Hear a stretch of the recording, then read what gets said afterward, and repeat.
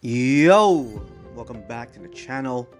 In this video, I'm going to share with you guys how I mastered wet sanding to help my customer fix the deep scratches on his Tesla Model 3. This customer is a repeat customer. I worked on his car before. With that said, I always make sure the quality of my work have to be consistent with his first visit. He told me there were some really deep scratches on his fender and hood. He did not know how it got there.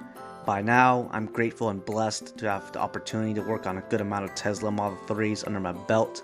What I learned from working on these cars is that the quality of the paintwork is not that good. I always have to be careful and cautious whenever I'm performing any paint correction. Now, with wet sanding being brought up and knowing fully that this method would be used, I'm starting to sweat a little bit right now, you know?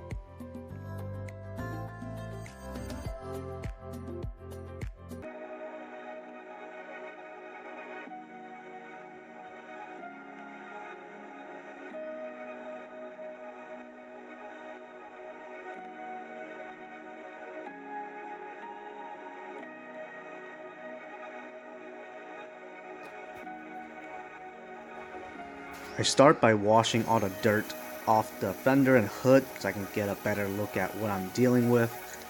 After the surface is cleaned, I follow up with using a clay bar to decontaminate the paintwork. While working on the car, I'm actively focused on looking for any other defects the customer might not have seen due to heavy layer of dirt covering it. I try my best to do a walk around on the car while the customer is present. That way it gives him an opportunity to point out and show me which areas need extra attention. After I finished washing the car, most of the time I blow dry the water off the paint, that way that I don't touch it. It limits the amount of friction so I don't instill any more defects or scratches. But there are some situations where I don't have to and I can use a microfiber drying towel instead. I remember buying this towel back in 2011 from Detailer's Domain. It was called the Uber Super Drying Microfiber Towel.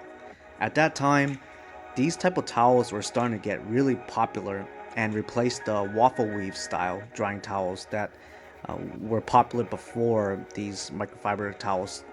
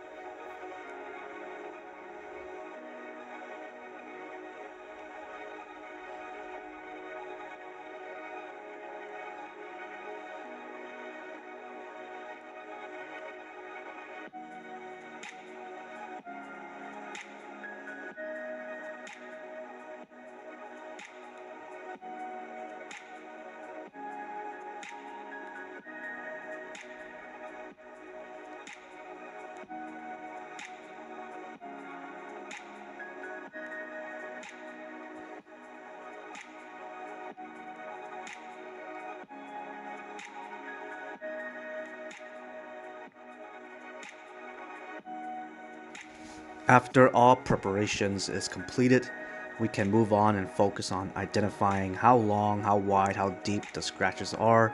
A good and accurate method to test how deep the scratches are is by using your fingernail. It's a very straightforward test. All you have to do is use your fingernail and go right on top of the scratch. Try to pick at it to determine if it's still flush or it's catching. If flush, that's great news. Most of it can be removed or greatly improved. If it's catching, bad news. For best case scenario, it will be diminished to a point where it's not as obvious at first sight. Otherwise, use touch-up paint and just move on.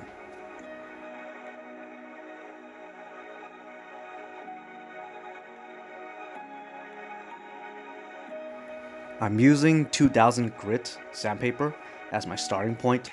It's not too fine compared to using 3000 grit, and it's not too aggressive compared to using 1500 grit.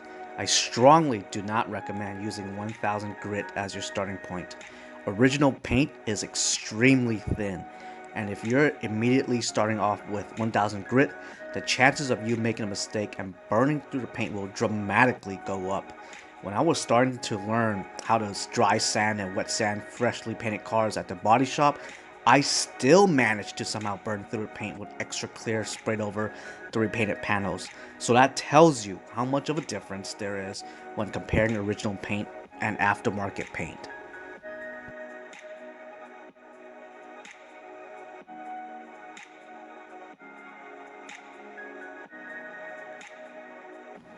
If I remember correctly, I believe it took me 3 years to almost master dry and wet sanding. My first year learning, I was taught by my coworker. His name starts with a M.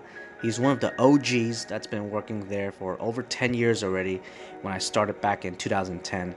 He also started out as a car washer and then became the person in charge of polishing freshly painted cars. We were both in a stall that was able to fit 2 cars comfortably. We worked side by side each other.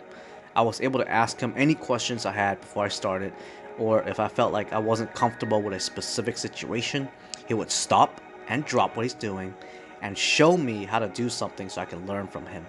In the beginning of my journey to master this skill, before I could even touch the rotary polisher, I was taught to master dry and wet sanding first. This meant leveling and removing dirts, fish eyes, runs, and orange peel. I would come into work, the cars will be lined up and waiting for me to start. After I sanded the repainted panels, my teacher did his part and polished the panels for me. As I got better and better, my speed also improving over time, I was finally acknowledged that I was ready to move on to the next step and be able to touch, hold, and use the rotary machine. I did this repetitive task almost every single day of the 3 years.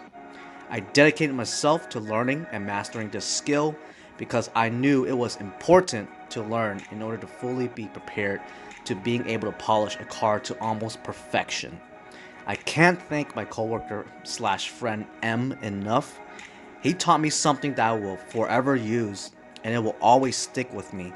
It wasn't an easy path because I could have gave up and stopped the moment I burned my first car, but he told me to keep going and continue to learn and don't worry about it too much.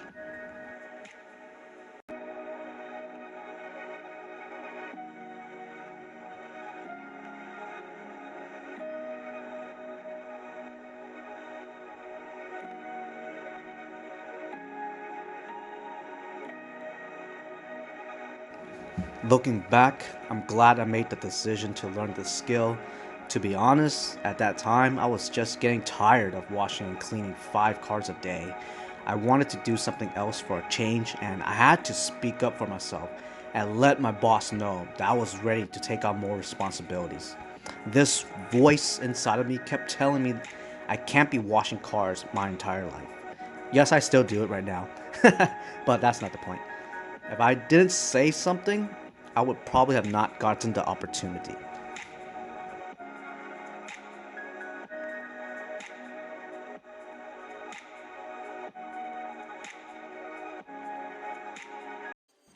After I carefully sanded and polished the fender and hood, I was proud of the outcome.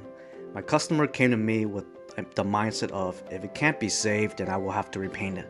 Not only was I able to correct it and help him maintain his factory paint, but I have instilled confidence in him that can only be gained by consistent quality work. If you guys enjoy these business operation content videos, I need you guys to smash the like button, drop a comment or leave a question, and hit that subscribe button. These actions might not seem like very significant, but it will snowball and add up over time. Thank you guys so much, and I will see you in the next video.